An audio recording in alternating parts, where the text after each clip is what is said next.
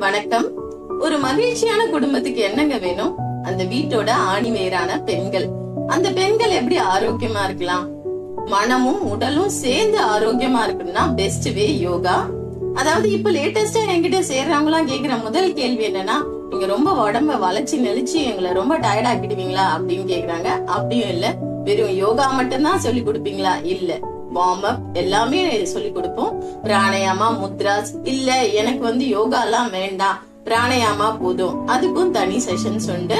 இல்ல நான் மன அமைதிக்காக மட்டும்தான் வரேன் அப்படின்னா மெடிடேஷன் கிளாஸஸ் உண்டு. இல்ல நான் வயசானவ, எனக்கு போட்டு இவ்வளவு கஷ்டமான யோகா எல்லாம் கொடுக்காதீங்க, ஜஸ்ட் என்னால காலையில எழுந்தா ஆக்டிவா நடக்கணும், இல்ல கால் எடுத்து தரையில கீழே வைக்க முடியல அப்படின்ற ப்ராப்ளங்களுக்கும் யோகா தனியா இருக்கு. இல்ல பெண்களுக்கான பிரச்சனைகளுக்கான யோகாங்களும் இருக்கு. சோ ஒரு யோகா டீச்சரோட கடமை என்னன்னா, அந்த உடல்நிலையை தெரிஞ்சு வச்சுட்டு அவங்களுக்கு ஏத்த மாதிரி யோகாவை சொல்லி கொடுக்கறதா. சோ நான் உங்களுக்கு ஹெல்ப் பண்ண போறேன். ஆன்லைனும் உண்டு, ஆஃப்லைனும் உண்டு. வாழ்க வளமுடன்.